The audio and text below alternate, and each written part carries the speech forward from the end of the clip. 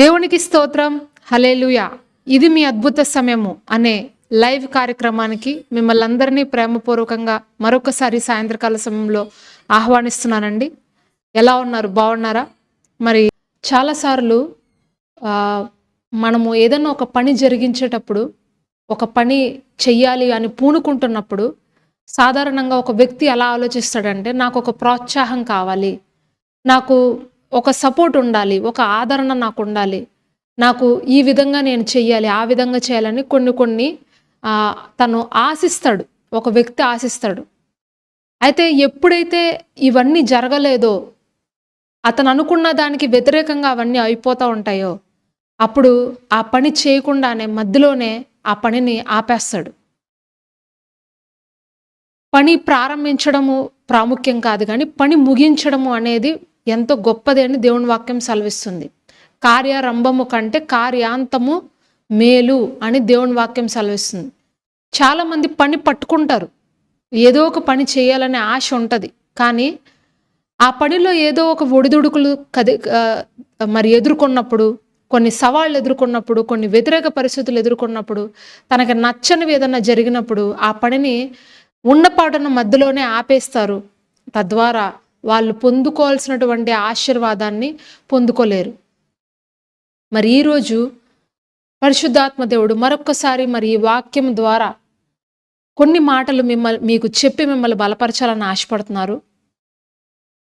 ఇక్కడ హగ్గై గ్రంథము 2వ అధ్యాయంలో ఒక మాట ఉందండి, అది నేను చదువుతున్నాను, జాగ్రత్తగా వినండి. హగ్గై గ్రంథము 2వ అధ్యాయము 4-5 వచనాలు. అయినను యెహోవా ఆజ్ఞ ఇచ్చేదేమనగా, జెరుబ్బాబేలు ధైర్యం తెచ్చుకొనుము, ప్రధాన యాజకుడకు యెహోజాదాకు కుమారుడు అయిన యెహోషువ ధైర్యం తెచ్చుకొమ్ము, దేశంలో ఉన్న సమస్త జనులారా ధైర్యం తెచ్చుకొని పని జరిగించండి, నేను మీకు తోడుగా ఉన్నాను. ఇదే సైన్యములకు అధిపతియగు యెహోవా వాక్కు. మీరు ఐగుప్తు దేశంలో నుండి వచ్చినప్పుడు నేను మీతో చేసిన నిబంధనను జ్ఞాపకం చేసుకొనండి. నా ఆత్మ మీ మధ్య ఉన్నది గనక భయపడకుడి. హల్లెలూయా. చూడండి, ఇక్కడ ఈ మాట యాక్చువల్గా ఇజ్రాయేలీలకు యెహోవా దేవుడు తెలియజేస్తున్నటువంటి ప్రవచనం అండి.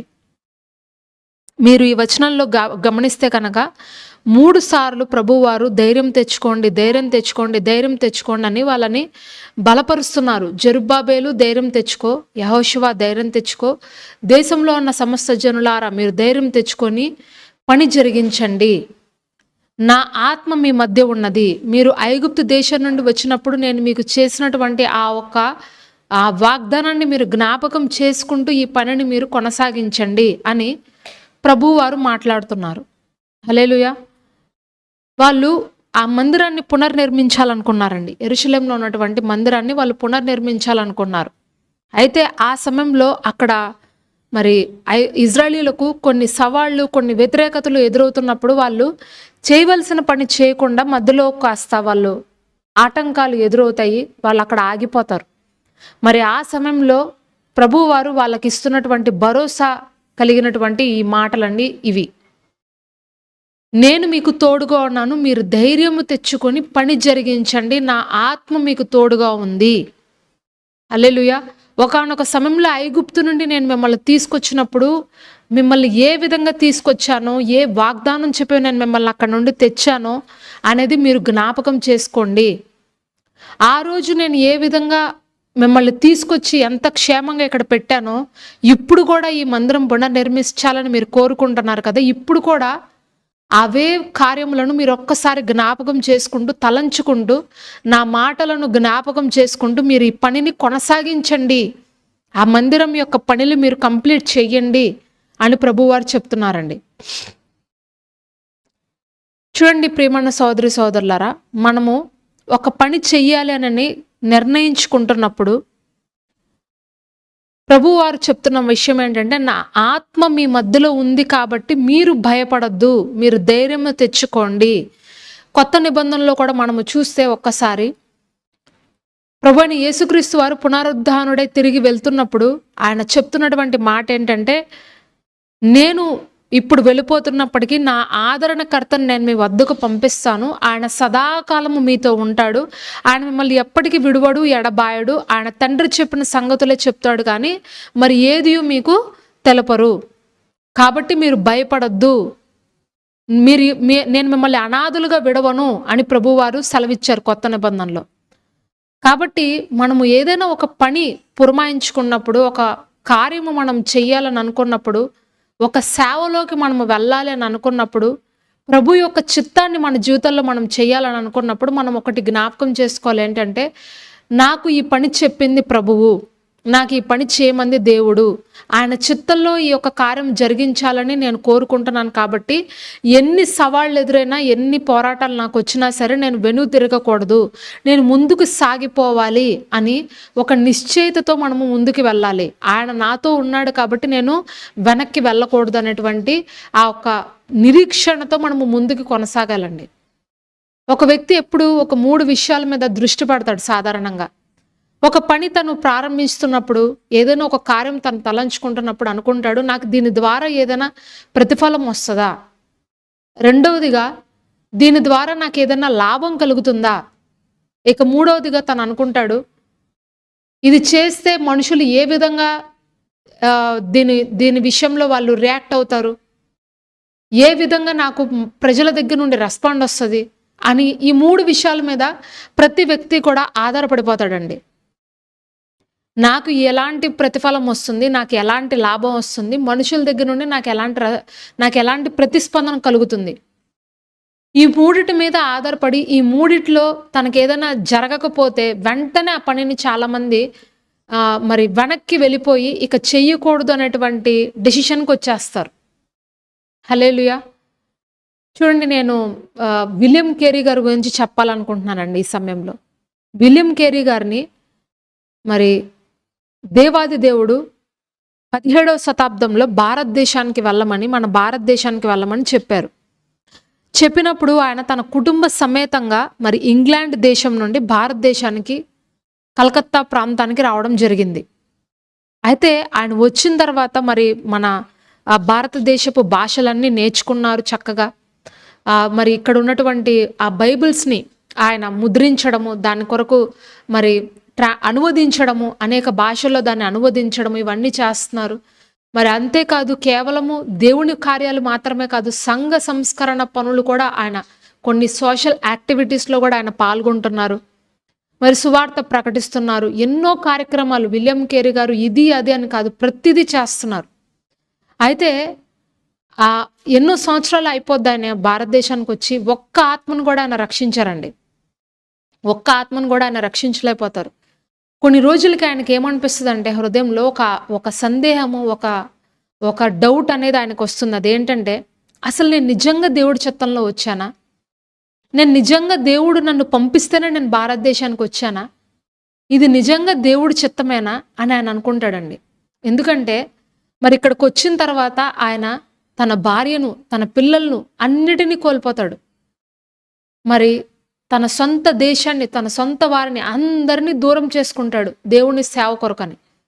మరి ఇక్కడికి వచ్చిన తర్వాత అనేక తిప్పలు పడి బైబిల్స్ని మరి ట్రాన్స్లేషన్ చేస్తున్నప్పుడు, మరి ఆ బైబిల్స్ కూడా, తెలుగు బైబిల్ కూడా ఒకసారి అగ్ని ప్రమాదంలో కాలిపోతుంది ప్రింటింగ్కి రెడీగా ఉన్నప్పుడు.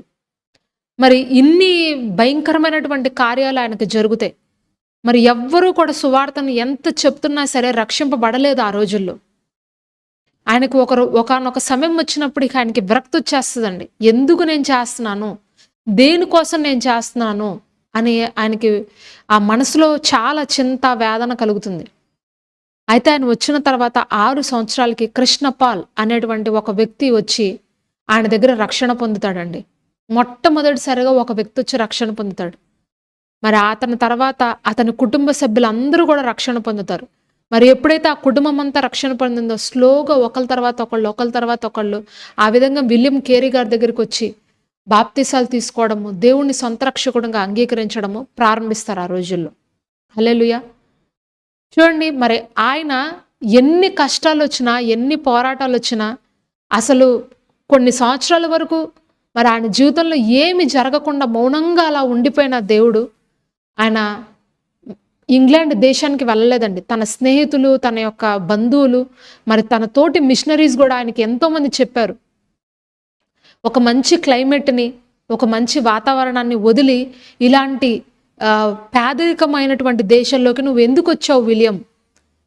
ఇది ఒక చీకటి దేశము. ఇక్కడ అనారోగ్యాలు ఎక్కువగా ఉన్నాయి. ఇక్కడ కరువు తాండవిస్తుంది. నువ్వు నీ దేశానికి వెళ్ళిపో.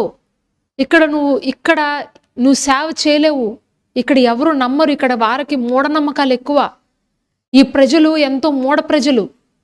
వీరు నువ్వు చేసేటువంటి సేవ కార్యక్రమాలు ఏది కూడా వీళ్ళు గ్రహించట్లేదు, వీళ్ళు గుర్తించట్లేదు, వీళ్ళకి కృతజ్ఞత లేదు, నువ్వు వెళ్ళిపో అని ఎంత చెప్తున్నా సరే విలియం కేరీ గారు వెళ్ళరండి. ఆయన ఇక్కడే ఉంటారు. దేవుడి చిత్తం నన్ను భారతదేశానికి వెళ్ళమని, ఇక్కడ ప్రకటించమని చెప్పారు కాబట్టి నేను ఇక్కడే ఉంటాను అని ఆయన ఇక్కడే ఉండిపోయారు. ఆయన యొక్క ఓర్పు ఫలితము, ఆయన యొక్క ఎదురు చూపులు, ఆయన వెయిటింగ్ ఏది కూడా వృధా కాలేదు. దేవుడు ఒకానొక రోజు ఆయనకు ఒక గొప్ప ప్రతిఫలాన్ని ఇచ్చారు. మరి ఈ రోజుల్లో చాలామంది త్వరగా డెసిషన్స్ తీసేసుకుంటారు. త్వరగా వారు చేసిన దానికి ప్రతిఫలం వచ్చేయాలని కోరుకుంటారు. మరి ఈరోజు ఒక పని ప్రారంభిస్తే నెల రోజుల కల్లా నాకు దాంట్లో ఒక ఇన్కమ్ రావాలి, నెల రోజుల కల్లా నాకు దాంట్లో ఒక మంచి ఆదాయం నాకు రావాలి, నేను సక్సెస్ అయిపోవాలి, నేను గొప్పవాడిని అయిపోవాలి, గొప్పదానని అయిపోవాలి, అందరూ నన్ను మెచ్చుకోవాలి, అందరూ నన్ను పొగడాలి, నేను ఒక మంచి స్థానంలో ఉండాలి అని చాలామంది కోరుకుంటారు. మీరు అనుకున్న ఆలోచన మంచిదే, కానీ మనము కష్టాలు వస్తున్నప్పుడు, సవాళ్ళు వస్తున్నప్పుడు, వ్యతిరేకతలు వస్తున్నప్పుడు మీకు ప్రభువు ఇచ్చినటువంటి పనిని మీరు విడిచిపెట్టకూడదు. అది మాత్రం మనం జ్ఞాపకం చేసుకోవాలండి. హల్లెలూయా. చాలామంది ఎలా ఉంటారంటే, అయితే గుర్రం వల్లే పరిగెట్టేస్తారు, లేదా గాడిద వలె ఒకటే చోట కూర్చుండిపోతారు. ఈ రెండూ కూడా ప్రమాదమే. ఇక్కడ కీర్తనల గ్రంథం 32వ అధ్యాయము 8-9 వచనాల్లో ఈ విధంగా రాయబడి ఉందండి. కీర్తనల గ్రంథం 32వ అధ్యాయము 8-9 వచనాలు. నీకు ఉపదేశం చేసదను, నువ్వు నడవవలసిన మార్గమును నీకు బోధించదను, నీ మీద దృష్టి ఉంచి నీకు ఆలోచన చెప్పెదను. బుద్ధి జ్ఞానము లేని గుర్రము వలెనైనను కంచెర గాడిద వలెనైనను మీరు ఉండకుడి. అవి నీ దగ్గరకు తేబడినట్లు వాటి నోరు వారుతోనూ కళ్ళెముతోనూ బిగించవలెను. హల్లెలూయా. చూడండి, ఇక్కడ ప్రభు చెప్తున్నారు, నీకు నేను ఉపదేశం చేస్తా, నువ్వు నడవవలసిన మార్గాన్ని నేను నీకు బోధిస్తాను, నీ మీద దృష్టి ఉంచి నీకు ఆలోచన చెప్తాను. బుద్ధి జ్ఞానము లేని గుర్రం వలె అయినా కాకుండా, కంచెర గాడిద వలె అయినా కాకుండా మీరు ఉండకుడి. అలాంటి ఆ యొక్క జంతువుల వల్ల మీరు ఉండొద్దు అని ఇక్కడ ప్రభు మాట్లాడుతున్నారండి. గుర్రాల వలె గబగబా పరిగెత్తేద్దు, గాడిద వలె ఒకే చోట కూర్చుండిపోవడము లేదా స్లోగా నడవడము అనేది కాదు, కానీ మనము స్టేబుల్గా ఉండడము, మరి స్థిరమైనటువంటి ఒక స్థానంలో ఉండడము అనేది దేవుడి చిత్తం అండి. మీరు ఈరోజు ప్రారంభించి ఒక పని ప్రారంభించి రేపటికల్లా నాకు ఒక ప్రతిఫలం రావాలి అని అంటే అది దేవుడి చిత్తం అవ్వదు. చాలామందిని ప్రభువారు నువ్వు ఈ ప్రాంతానికి వెళ్ళి సేవ చెయ్యి అని చెప్తారు, ఈ ఊరు వెళ్ళి నువ్వు నీ సేవను ప్రారంభించు అని చెప్తారు. చెప్పినప్పుడు చాలామంది ఆ ఊరు వెళ్తే ఏమవుతుందో, ఆ ఊరు వెళ్ళి నేను వాక్యం చెప్తే ఎవరు నన్ను ఏ విధంగా యాక్సెప్ట్ చేస్తారో చేయరో అని మరి చాలామంది ఆ కంఫర్ట్ జోన్లో అక్కడే ఉండిపోయి మరి దేవుడు చెప్పినటువంటి ప్రాంతాలకి చాలామంది వెళ్ళరండి. మరి కొంతమందికి ప్రభు చెప్తారు, నువ్వు సండే స్కూల్ తీసుకో, నువ్వు సండే స్కూల్ తీసుకొని పిల్లలకి మరి దేవుని వాక్యాన్ని నువ్వు చెప్పు అని చెప్పినప్పుడు నాకు సండే స్కూల్లో ఎలా వాక్యం చెప్పాలో తెలియదు ప్రభువా, నాకు ఏ విధంగా స్టోరీస్ చెప్పాలో తెలియదు ప్రభువా, ఆ పిల్లల్ని ఎలాగా చెయ్యాలో నాకు తెలియదు ప్రభువా అని మరి కొంతమంది ఆ సండే స్కూల్ని తీసుకోరు. మరి కొంతమందికి ప్రభు చెప్తారు, నువ్వు ఈ దైవజనుడి కింద ఉండు, కొంతకాలం నువ్వు నేర్చుకో అని చెప్పినప్పుడు దైవజనుల కింద ఉంటే వాళ్ళు ఎలాగ ఉండమంటే అలాగ ఉండాలి ప్రభువా, నేను ఉండలేను అని చెప్పి కొంతమంది మరి ఆ దైవజనుల కింద ఉండడానికి ఇష్టపడరు, ఒకళ్ళ ఆధీనంలో ఉండడానికి ఇష్టపడరు. మరి కొంతమందికి ప్రభు చెప్తారు, నువ్వు సువార్తను ప్రకటించు, నువ్వు ఉన్న ప్రాంతంలో ఒక మంచి సాక్షిగా ఉండు అని చెప్తే, వాళ్ళ ఉద్యోగాల్లో కానీ వారు పనిచేస్తున్న స్థలాల్లో కానీ మరి ఉండమని ప్రభు చెప్తున్నప్పుడు, మరి చిన్న చిన్న గృహ కూడికలు పెట్టమంటున్నప్పుడు వాళ్ళు చేయరు, నిర్లక్ష్యంగా ఉంటారు కొంతమంది. నేను ఎందుకు ఇవి చేస్తే నాకు ఎలాంటి ప్రతిస్పందన కలుగుతుందో, నన్ను ఏ విధంగా భావిస్తారో ప్రజలు, నేను యేసుక్రీస్తు ప్రభు వారి గురించి మాట్లాడితే నా గురించి ఎలాంటి మరి నెగిటివ్గా నేను ఏ విధంగా నాకు ప్రతికూల పరిస్థితులు వస్తే నేను ఏం చెయ్యాలి అని వాటి గురించి ఆలోచించి చెయ్యవలసిన పని చేయకుండానే మధ్యలోనే చాలామంది ఆపేస్తారండి. ఈ ఉద్యోగం నువ్వు చెయ్యి అని ప్రభు చెప్తున్నప్పుడు, ఈ ఉద్యోగంలో నేను వెళ్ళలేను ప్రభువా, ఇది చాలా తక్కువ జీతం ప్రభువా, నేను ఇది చేయలేను ప్రభువా అని చెప్పి ఆపేస్తారు. మరి కొంతమంది వెళ్ళినా సరే అక్కడేదో ఒక అధికారి ఏదో అన్నాడని చెప్పి ఆ పని వదిలేసి అమాంతంగా మధ్యలోనే వచ్చేస్తుంటారు. చూడండి ప్రేమని సోదరి సోదరులారా, కొన్నిసార్లు ప్రభువారు మనల్ని ఒక ప్రాంతంలో కొంతమంది స్ట్రిక్ట్గా ఉండే అధికారుల దగ్గరికి పంపిస్తారు. ఎందుకంటే మనకు ఆ ఒక సమయం యొక్క వాల్యూ తెలియాలని, తర్వాత న్యాయకత్వపు లక్షణాలు మనకు నేర్పించాలని, లీడర్షిప్ క్వాలిటీస్ అంటారు కదండి, అవి మనకు నేర్పించాలని, తర్వాత మీకు ఆ శిక్షణ అనేది మీకు ఇవ్వాలని ప్రభువారు కొంతమంది ఆ స్ట్రిక్ట్గా ఉండేటువంటి ఆఫీసర్స్ దగ్గరికి మిమ్మల్ని పంపిస్తారు. అది దేవుని యొక్క ప్రణాళిక. ఆ తక్కువ జీతంలో మిమ్మల్ని ఎందుకు అక్కడ ఉండమంటున్నారంటే, ఆ పని మీరు నేర్చుకోవడం ద్వారా భవిష్యత్తులో మీకు ఇంకా అనేకమైనటువంటి విషయాల మీద మిమ్మల్ని అధికారులుగా నియమించాలనేది దేవుని యొక్క ప్రణాళిక. చాలామంది మరి ఈ రోజుల్లో ఇప్పుడున్నటువంటి ప్రస్తుత కాల పరిస్థితుల్ని జ్ఞాపకం పెట్టుకొని, ఇప్పుడున్న పరిస్థితులను చూసి ఇక ఇదే లైఫ్ లాంగ్ నేను ఉండిపోతానేమో, ఇదేనేమో నా యొక్క జీవిత గమ్యం అని అనుకొని ఆ పనిని మధ్యలోనే వదిలేస్తారు. ప్రభు చెప్తున్నారు, ధైర్యము తెచ్చుకొని నువ్వు పని జరిగించు, నా ఆత్మ నీతో ఉన్నది. నువ్వు ఎందుకు భయపడుతున్నావు? నువ్వు ఎందుకు భయపడుతున్నావు సహోదరుడా? నువ్వు ఎందుకు భయపడుతున్నావు సహోదరి? నేను నీకు తోడుగా ఉన్నాను. నీ వద్ద మంచి మంచి తలాంతులు ఉన్నాయి, నీ వద్ద మంచి నీ వద్ద మంచి జ్ఞానం ఉంది, నీ వద్ద మంచి కమ్యూనికేషన్ స్కిల్స్ ఉన్నాయి, నీ వద్ద మాట్లాడేటువంటి ఆ వాగ్దాటి నీకుంది. ఇన్ని కలిగిన ఉన్న నీవు ఊరికనే కూర్చోవడం వల్ల ఉపయోగం ఏంటి అని ప్రభు ఈరోజు ప్రశ్నిస్తున్నారండి. నిన్ను ఊరికనే కూర్చోవడానికి నేను నీకు అవన్నీ ఇవ్వలేదు. నీ యొక్క ఆ హృదయంలో నేను నీకు అవన్నీ నేను పట్టలేదు. నీవు మంచి కార్యాలు నా కొరకు నువ్వు నిలబడాలని నేను నీకు అవన్నీ ఇచ్చాను. ఒక బహుమానం వల్ల నేను నీకు ఇచ్చాను, ఒక సంపద వల్ల నేను నీకు ఇచ్చాను. దానిని నువ్వు నా కొరకు వాడు అని ప్రభువారు చెప్తున్నారు ఈరోజు. మేము ఈ యూట్యూబ్ ఛానల్ ప్రారంభించినప్పుడు అండి, 2019 సంవత్సరం అనుకుంటా మేము యూట్యూబ్ ఛానల్ ప్రారంభించాము. అయితే మొట్టమొదటిగా మాకు వచ్చిన అనుమానాలు కూడా ఇవేనండి. కొన్ని డౌట్స్ వచ్చినాయి మాకు. ప్రభువా, మేము పెడితే యూట్యూబ్ ఛానల్ ఎవరు చూస్తారు ప్రభువా? మా వెనకాల అసలు ఎలాంటి సపోర్ట్ లేదు.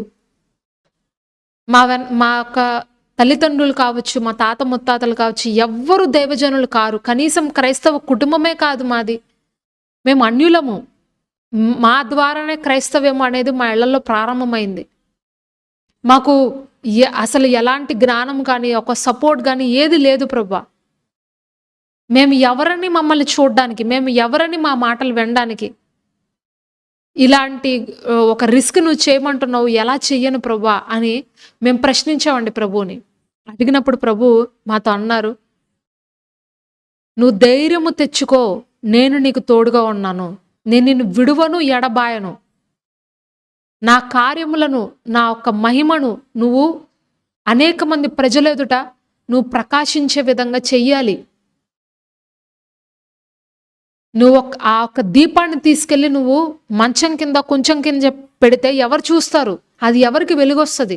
దాన్ని తీసుకువెళ్ళి దీపస్తంభం మీద పెట్టు అని మత్తయి సువార్త 5వ అధ్యాయంలో మాతో మాట్లాడారు ప్రభు. మరి అప్పుడు ఆ ఒక్క వాగ్దానం అనుసారంగా మేము యూట్యూబ్ ఛానల్ స్టార్ట్ చేసాం 2019 సంవత్సరంలో. మరి యూట్యూబ్ ఛానల్ స్టార్ట్ చేసిన వెంటనే మాకేమీ చాలా గొప్పగా రెస్పాండ్ అయితే ఏం రాలేదండి. మాకెన్నో సార్లు మేము డ్రాప్ అయిపోదాము, ఇక వద్దు అని అనుకునే స్థితులు ఎన్నో రోజులొచ్చినాయి. కానీ దేవుని యొక్క మాట అనేది, దేవుని యొక్క చిత్తము అనేది మా జీవితాల్లో బలంగా పనిచేసింది. ఎంత కష్టమైనా సరే, ఎన్ని సవాళ్ళు ఎదురైనా సరే, ఎన్ని వ్యతిరేకతలు ఎదురైనా సరే, ఎవరు చూసినా చూడకపోయినా, ఎవరి వద్దకు ఈ వీడియోస్ వెళ్ళినా వెళ్ళకపోయినా, రీచ్ అయినా అవ్వకపోయినా, ఈ యొక్క కార్యక్రమాలు మాత్రము మనము చెయ్యాల్సిందే అనే ఒక గురితో ఈ యొక్క కార్యక్రమాలను మేము చేస్తుంటామండి. అసలు మాకు ఎలాంటి ప్రోత్సాహం ఉండేది కాదు కొంతకాలము. ఎవ్వరు కూడా మరి వాక్యాలు పెడుతున్నప్పుడు, మరి ఇప్పుడు ఈ మధ్యకాలంలో గత సంవత్సరం 2 సంవత్సరాల నుంచి మరి ఫోన్ చేసి లేకపోతే మెసేజ్ రూపం ద్వారా ఎవరో ఒకరు ఆ ఎంకరేజ్మెంట్ అనేది మాకు వస్తుంది తప్పితే, ఇంతకుముందు స్టార్టింగ్లో అయితే కొన్ని మిషనరీ స్టోరీస్ పెట్టాం మేము, కొన్ని చాలా పెట్టాము. ఏది పెట్టినా సరే ఎవ్వరూ కూడా అసలు రిప్లై ఇచ్చేవాళ్ళు కాదండి. అసలు ఆ వాక్యాలు అర్థమవుతున్నాయా లేదా, వాళ్ళ వరకు అసలు వెళ్తుందా లేదా అనేది కూడా నాకైతే ఒక డైలమాలో ఉండేదాన్ని నేను ఎప్పుడు. ప్రభువా, అసలు ఈ వాక్యాల ద్వారా నువ్వు మాట్లాడుతున్నావయ్యా వాళ్ళతో, ఎవరు ఏం మాట్లాడట్లేదేంటి ప్రభువా, ఏదైనా వాళ్ళకి అర్థమవుతుందా, నేను చెప్పేది అర్థమవుతుందా, నేను సరిగా చెప్పట్లేదేమో అనే ఫీలింగ్ కూడా నాకు చాలా రోజులు కలిగిందండి. నేను సరిగా చెప్పవలసిన రీతిగా, అర్థమయ్యే రీతిగా నేను మాట్లాడట్లేదేమో, అందుకే ఎవరు ఏం స్పందించట్లేదని అనుకున్నాను నేను. కానీ ఆ తర్వాత ఎంత నిరాశ కలిగినా సరే అలాగ చేసుకుంటూ వచ్చాక కొంతమందికి ఇప్పుడు రీచ్ అవుతుంది దేవుని యొక్క మహాకృపను బట్టి.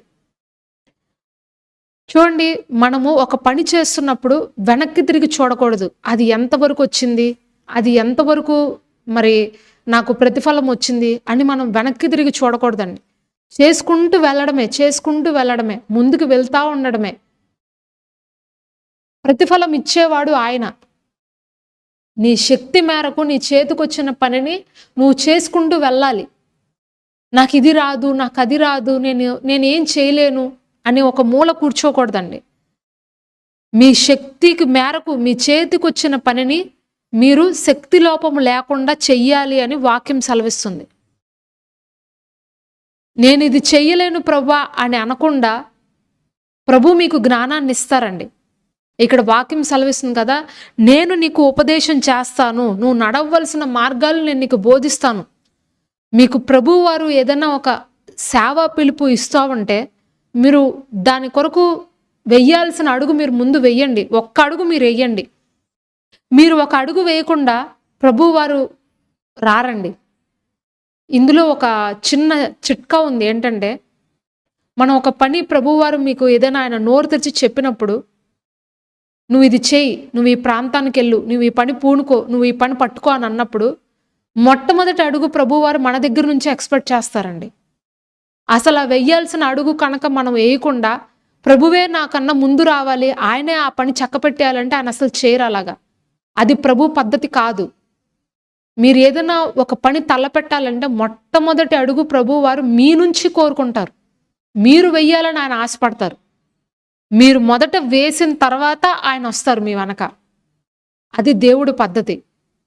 చాలామంది ఎలాగా కోరుకుంటారంటే, దేవుడే ముందు నాకన్నా ముందు వెళ్ళిపోయి అది అక్కడంతా చక్కబెట్టేయాలి, అక్కడి నుంచి నాకు ఏదో ఒక రెస్పాన్స్ రావాలి, ఆ ఊర్లో నుండి నాకు ఏదో ఒక రెస్పాన్స్ వచ్చేయాలి, అప్పుడే నేను అక్కడికి వెళ్తాను అని అనుకుంటారు. కాదు, అలా జరగదు. కొన్నిసార్లు కొంతమంది విషయాల్లో అలా మేబీ జరగచ్చేమో, కానీ అందరి విషయాల్లో అలాంటి ఫార్ములా అయితే వర్కౌట్ అవ్వదండి. మనము కనుక మనకొచ్చినటువంటి అవకాశాన్ని, మనకొచ్చినటువంటి ఆ సామర్థ్యం మనకున్నా సరే మనము దేవుడి పని చేయకపోతే మనము చాలా నష్టపోతాము.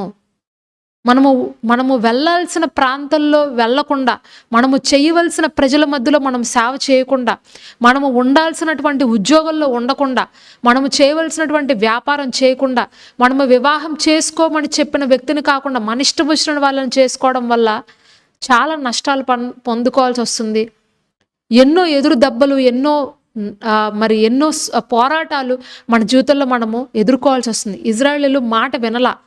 ఎన్నోసార్లు వాళ్ళు మాట వినకుండా ప్రభువుకి ఎదురు తిరిగినప్పుడు 11 రోజుల్లో వెళ్ళవలసినటువంటి కానాను యాత్ర 40 సంవత్సరాలు వాళ్ళు తిరిగిందే తిరిగి అలా కొండ చుట్టూ తిరుగుతూనే ఉన్నారండి. వాళ్ళ ప్రయాణము అలా అవుతూనే ఉంది. కొంతమంది జీవితాల్లో కార్యాలు ఆలస్యం అయిపోవడానికి కారణం ఏంటంటే, దేవుడు ఉండు అన్న ప్రాంతాల్లో ఉండకుండా, చెయ్యి అనే పనులు చేయకుండా వాళ్ళకి నచ్చినది వాళ్ళు చేసుకుంటూ వెళ్ళిపోవడం వల్ల నష్టాలు, కష్టాలు, సవాళ్ళు, పోరాటాలు ఎదుర్కొంటారు.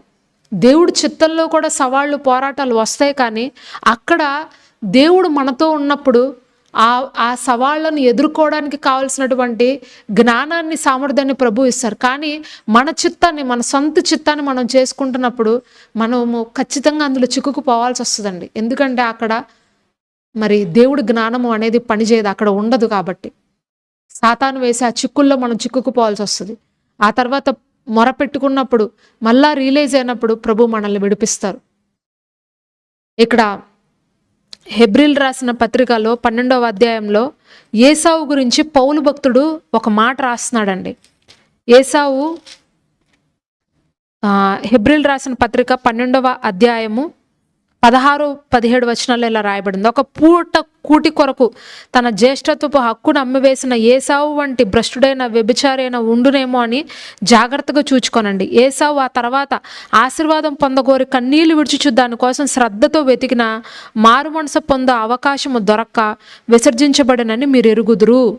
చూడండి, ఏసావు ఒక్క పూట కూటి కోసము తన జ్యేష్ఠత్వపు హక్కును వదిలేశాడంట తన తమ్ముడికి.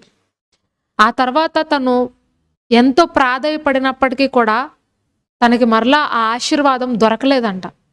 తనకి మరలా ఆ ఒక అవకాశము తనకి పొందుకోక తను చాలా బాధపడ్డాడు. ఈరోజు మీకు అవకాశాలు వస్తున్నప్పుడు, మీకు సామర్థ్యం ఉన్నప్పుడు, మీకు ఆ తెలివితేటలు ఉన్నప్పుడు, ఆ జ్ఞానము ఉన్నప్పుడు ప్రభు చేయమన్నటువంటి కార్యాలను మీరు మాట్లాడకుండా చేయండి. అదే ఇక్కడ వాక్యం ద్వారా ప్రభు మనతో మాట్లాడుతున్నారు. మీరు ధైర్యం తెచ్చుకొని పని జరిగించండి. మీకు ఏదైతే ప్రభు చెప్తున్నారో, మీకు ఏదైతే కార్యం చేయమని పదే పదే ప్రభు వారు తోస్తున్నారో మిమ్మల్ని, సేవకి పిలుపుందా మీకు, ఆ సేవ చేయండి. మీరు కనుక సేవ చేయకుండా మీరు ఆపేశారనుకోండి, దేవుడు వెళ్ళమన్న ప్రాంతానికి వెళ్ళకుండా మీరు ఆగిపోయారనుకోండి, మీ పక్షములో ఇంకొకళ్ళని దేవుడు ఎంచుకొని మీరు చేయవలసినటువంటి కార్యాన్ని వాళ్ళ ద్వారా ప్రభు వారు చేయించుకుంటారు. కానీ సేవ మాత్రం ఆగదు, ఆయన కార్యం మాత్రం ఆగదు, ఆయన యొక్క రాజ్య వ్యాప్తి అనేది మాత్రం ఆగదు. కానీ నష్టపోయేది ఎవరంటే మనమే. ఏసావు ఎంతో ప్రాధేయపడ్డాడంటే, ఎంతో కోరుకున్నాడు తన తండ్రిని, నాన్న నాకు ఒక్క దీవెనైనా లేదా అని. మొత్తం ఎలా ఇచ్చేసావు నువ్వు అని అడిగితే, నన్నేం చేయమంటావు కుమారుడా, నీకన్నా నీ తమ్ముడు ముందొచ్చాడు అని చెప్తారు. సో మనకు అవకాశం వచ్చినప్పుడు మనము వెంటనే వెళ్ళి దాన్ని పట్టుకోవాలండి. ప్రభువారు మనకు కొంతకాలము ఆయన దర్శన కాలం అనేది ప్రతి ఒక్కరి జీవితాల్లో ఉంటుంది. ఆ దర్శన కాలంలో మనల్ని దర్శించే సమయం అది. అంటే ప్రభు మన పక్కనే ఉండి మనకు అనేక విషయాలు ఆయన మెల్లనైన స్వరముతో వినిపిస్తూ ఉంటారు. నువ్వు ఇది చేయి, అది చేయి, ఇది చేయి అని. అది చెబుతున్నప్పుడు కనుక మనము వెంటనే దాన్ని గ్రాప్ చేసి పట్టుకుని దేవుడు చెప్పిన ప్రాంతానికి వెళ్ళిపోతే, దేవుడు చేయమన్న పని చేస్తే, వెళ్ళు అన్న ఉద్యోగంలో మనం ఉంటే, చేసుకో అన్న వ్యక్తితో మనం వివాహం చేసుకుంటే మన జీవితము ఎంతో ఆశీర్వాదకరంగా ఉంటుంది. కొంతమంది వివాహం చేసుకునేటప్పుడు అందంగా ఉన్నాడా లేదా, పొడుగ్గా ఉన్నాడా లేదా, మరి జ్ఞానం ఉందా లేదా, అది ఉందా లేదా, ఇది ఉందా లేదా అని చూస్తారు. కానీ ప్రభు చెప్పేటువంటి వ్యక్తుల్ని చేసుకోవడానికి ఇష్టపడరు. ప్రభు ఒక వ్యక్తిని గురించి చెప్తారు, ఈ వ్యక్తిని నువ్వు చేసుకున్నప్పుడు అతను ఏదో కొంచెం నల్లగా ఉన్నాడని, కొంచెం ఏదో తనకి కాస్త జీతం తక్కువ ఉందని చెప్పి ఆ వ్యక్తుల్ని తిరస్కరిస్తారు. దేవుడు చెప్పిన వ్యక్తుల్ని కూడా తిరస్కరిస్తారు.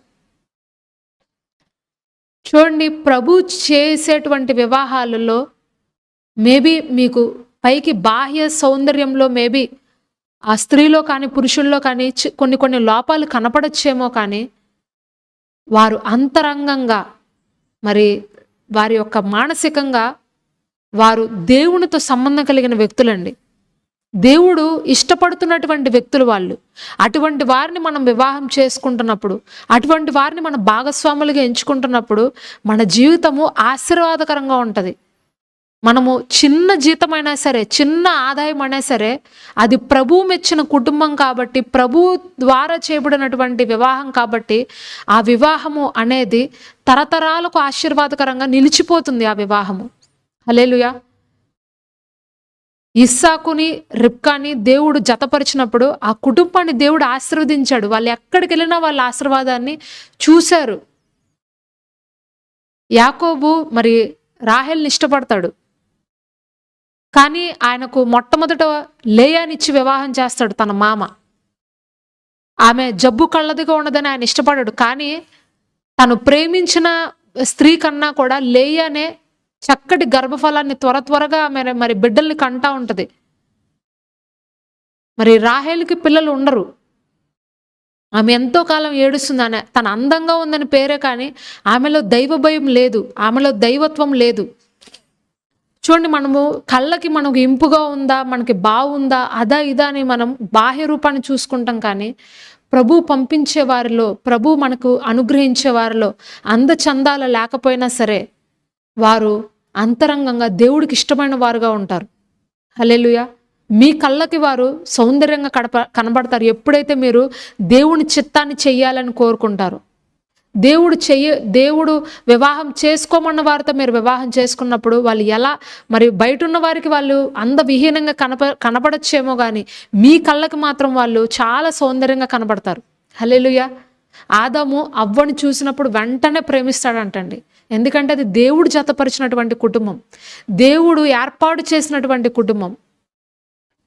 దేవుడు ఏర్పాటు చేసినటువంటి కుటుంబాల్లో ప్రేమ, ఐక్యత, సమాధానము, మరి ఆ ఆశీర్వాదము అనేది తరతరాలకి ఉండిపోతుందండి. అటువంటి ఆశీర్వాదాన్ని మనము అనుభవించాలంటే దేవుడు చేయమన్నది మనం చెయ్యాలి. హల్లెలూయా. మరి ఇదే హెబ్రీలు పత్రిక 12వ అధ్యాయము 1-2 వచనాల్లో ఈ విధంగా రాయబడిందండి. చూడండి.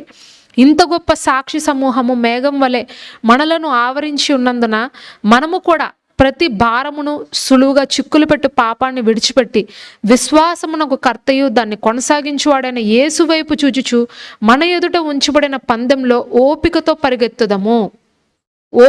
పరిగెత్తాలంటండి. ఆయన తన ఎదుట ఉంచబడిన ఆనందం కొరకై అవమానాన్ని నిర్లక్ష్యపెట్టి సిలువని సహించి దేవుని సింహాసనం యొక్క కుడి పార్శ్వమున ఆసీనుడై ఉన్నాడు.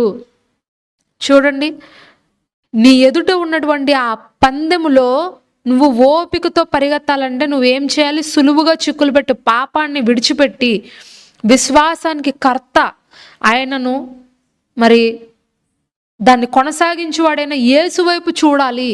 యేసు వైపు చూస్తూ నీ ఎదుట ఉన్నటువంటి పందెంలో నువ్వు ఓపికతో పరిగెత్తాలి. దేవుడు నీకు ఇచ్చినటువంటి ఆ ఒక్క పని ఏదైతే ఉందో దాంట్లో నువ్వు ఓపికతో పరిగెట్టు. అటు ఇటు చూడొద్దు. మనుషులు పట్టించుకుంటున్నారా లేదా, మనుషులు నా గురించి ఏమనుకుంటున్నారు, మరి నాకు ఆదాయం వస్తుందా లేదా, నాకు ప్రాఫిట్ వస్తుందా లేదా, అవన్నీ చూడొద్దండి. మీ ఎదురుకుండా ఉన్నటువంటి యేసు వైపు చూస్తూ విశ్వాసమునకు కర్త దాన్ని కొనసాగించువాడైన యేసు వైపు చూస్తూ ముందుకు వెళ్ళిపోండి అని ప్రభు చెప్తున్నారు. అవమానాల్ని మరి నిందలని పట్టించుకోవద్దు, వాటిని నిర్లక్ష్య పట్టమంటున్నాడు ప్రభు. ఎవరో నిన్ను అవమానిస్తున్నారు, ఎవరో నిన్ను నిందిస్తున్నారు. నువ్వు దేవుడు పని చేస్తున్నందుకు నిన్ను అవమానిస్తారు, నిన్ను నిందిస్తారు. ఎందుకంటే నువ్వు చేసేది దేవుడు పని కాబట్టి. అది ఎవ్వరికి నచ్చదు, ఏ మనిషికి నచ్చదు. అన్ని లాభాలని, అన్ని సౌఖ్యాలని, అన్నిటిని విడిచిపెట్టి దేవుడి కోసము ఒక వ్యక్తి నిలబడినప్పుడు, ఓపికతో ఎదురు చూస్తున్నప్పుడు ఎవ్వరు దాన్ని మెచ్చుకోరండి. అది మెచ్చుకునే అంశము కాదు ఎవరికిను. దేవుని ఆత్మ కలిగిన వారు మాత్రమే దేవుని ఆత్మ సంగతులను అర్థం చేసుకుంటారు. దేవుడి ఆత్మ లేని వారికి మీరు చేసేటువంటి కార్యాలు అర్థము కావు. అలాంటి వాళ్ళని మెప్పించాలని మీరు ఎంత ప్రయాసపడినా సరే మీ సమయం వృధా అయిపోద్ది తప్పితే వాళ్ళు ఎప్పటికీ మిమ్మల్ని మెచ్చుకోరు. కాబట్టి అలాంటి వాళ్ళ గురించి మీరు పట్టించుకోకండి. అవమానాలని, నిందలని నిర్లక్ష్య పట్టండి. దేవుడు మీ ఎదురుకుండా ఇచ్చినటువంటి ఆ పందెంలో ఓపికతో పరిగెత్తండి. ఓపికతో పరిగెత్తేవారు, సహనముతో పరిగెత్తేవారు ఎప్పటికీ ఓడిపోరు. పందెము అనే మాటకు మరి క్రిస్టియన్ హిస్టరీ, ఆ బైబిల్ హిస్టరీ ఏం చెప్తుందంటే సవాళ్ళు పోరాటాలు అంట. పందెం అంటే సవాళ్ళు పోరాటాలు. మనము వెళ్తున్నటువంటి ఆ పందెంలో, ఆ రేస్లో మనకి సవాళ్ళు పోరాటాలు వస్తాయి. కానీ దాన్ని ఎవరైతే ఎదుర్కొని ముందుకు వెళ్ళిపోతారో వాళ్ళు బహుమానాన్ని పొందుకుంటారు, వాళ్ళ ఆశీర్వాదాన్ని పొందుకుంటారు, వాళ్ళు ఆ కిరీటాన్ని ధరిస్తారు దేవుని రాజ్యంలో. ఈరోజు ప్రభు చెప్తున్నారు, నేను తండ్రి దగ్గర కుడిపార్శ్వంలో ఆసీనుడై కూర్చోవాలని నాకున్నటువంటి అవమానాలని, నిందల్ని నేను నిర్లక్ష్య పెట్టాను, నేను ముందుకు వెళ్ళిపోయానని ప్రభు చెప్తున్నారు. అదే విశ్వాసము, అదే ధైర్యము ఈరోజు నువ్వు కూడా కొనసాగించు. నేను నీకు తోడుగా ఉన్నాను. నీ పని తిరిగి మరలా నువ్వు ప్రారంభించు. ఒకవేళ నువ్వు వదిలిపెట్టేశావా, ఒకవేళ నువ్వు మధ్యలోనే దాన్ని విడిచిపెట్టేశావా, సేవ చేస్తాను అని చెప్పి కొంతకాలం చేసి మధ్యలోకి వెళ్ళిపోయావా, మరి సండే స్కూల్ బాధ్యత తీసుకుని ఇప్పుడు మధ్యలో మీరు వదిలేశారా, పాటలు పాడతానని చెప్పి మళ్ళీ మధ్యలో వదిలేశారా, మందిరం స్టార్ట్ చేస్తానని చెప్పి మధ్యలోనే ఆపేశారా, ఈ వ్యక్తిని వివాహం చేసుకుంటానని చెప్పి ఆలోచనలో పడ్డారా? దేవుడు పని ఏదైనా కానివ్వండి, అది మీ హృదయానికి తెలుసు. దేవుడు మీకు ఏ చిత్తాన్ని చెప్పారు, ఏం చెప్పారు మీకోసం అనేది.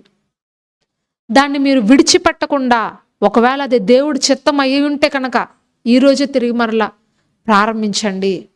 ధైర్యం తెచ్చుకోండి, ధైర్యం తెచ్చుకోండి. దేవుడు మిమ్మల్ని బలపరుస్తున్నారు. 3 సార్లు హగ్గై గ్రంథంలో వ్రాశారు, జెరుబ్బాబేలు ధైర్యం తెచ్చుకో, యెహోషువ ధైర్యం తెచ్చుకో, దేశంలో ఉన్న సమస్త జనులారా ధైర్యం తెచ్చుకోండి. మీరు ధైర్యం తెచ్చుకొని పని జరిగించండి. ప్రభు మీకు తోడుగా ఉన్నారు. నా ఆత్మ మీకు తోడుగా ఉంది. ఏదియో మీకు ఎంత మాత్రమో హాని చేయదు. మీరు వెళ్ళే ప్రతి మార్గంలో, మీరు వెళ్ళే ప్రతి స్థలంలో నేను మీకు తోడుగా ఉంటాను. మనుషులను చూసి భయపడద్దు. డబ్బు లేదు అని భయపడద్దు. డబ్బు లేకుండా నేను ఎలా చేయాలి ప్రభా అని భయపడిపోవద్దు. నువ్వు ఒక పని స్టార్ట్ చేయి, డబ్బు దానంతట అదే వస్తుంది. నువ్వు ఒక పని ప్రారంభించు, ఆ పని కంప్లీట్ చేసేలాగా ప్రభువారు మరి ఆ యొక్క డబ్బుని నీ వద్దకు పంపిస్తారు. ఈ డబ్బులు, ఈ అధికారాలు ఏదైనా సరే అండి, మనము నోటితో ఆజ్ఞాపించినప్పుడు మన దగ్గరకు వస్తాయి. వాటిని ప్రభు మనకు అనుగ్రహిస్తారు. విశ్వాసంతో మనం ఒప్పుకోవాలి, వాటిని ఆజ్ఞాపించాలి. నది మీద, ఒడ్డు మీద పారినట్లుగా మరి ఆ ఆర్థిక ధననిధులు వస్తాయని యెషయా గ్రంథంలో రాయబడింది.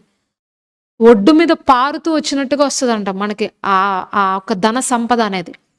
మీరు ఎప్పుడైతే దేవుడి చిత్తాన్ని చెయ్యాలని పూనుకుంటారో, పరలోకంలో ఉన్నటువంటి ప్రతి శక్తి కూడా మీకు ఆ ఒక పని జరిగే విధంగా సహాయపడతాయంట. కాబట్టి మరి నిరాశ చెందొద్దు, భయపడిపోవద్దు, చింతించద్దు, ఇది ఎలా జరుగుతుందనని మీరు వెనక్కి వెళ్ళిపోద్దు. కానీ దేవుని హస్తాన్ని పట్టుకొని మీ ముందున్నటువంటి పందెంలో ఓపికతో పరిగెత్తండి. ఒకరోజు మీరు ఆ ఆశీర్వాదాన్ని చూస్తారు. వెనక్కి తిరిగి చూసి నాకేం రాలేదే, నాకేం దొరకలేదే అని బాధపడకండి. కానీ ముందు చూస్తూ, యేసు వైపు చూస్తూ ముందున్న పందెంలో ఓపికతో పరిగెత్తండి. హల్లెలూయా. ప్రభు మీ కట్టి విశ్వాసం ఇచ్చునుగాక, ప్రభు మీ కట్టి ధైర్యమును ఇచ్చునుగాక. మీ పనులన్నీ కూడా మీరు అతి త్వరలో ముగించి దేవుని ఆశీర్వాదాన్ని పొందుకుందురుగాక. ఆమెన్. ఈ సందేశం మీకు ఆశీర్వాదకరంగా ఉందా? ప్రభు మీతో మాట్లాడారా? అయితే తప్పకుండా మీ స్నేహితులకు, బంధువులకు కూడా ఈ సందేశాలు షేర్ చేసి దైవాశీర్వాదాలు పొందండి. ప్రభు మీకు తోడై ఉండి మిమ్మును సమస్త విషయములలో దీవించి ఆశీర్వదించునుగాక. ఆమెన్.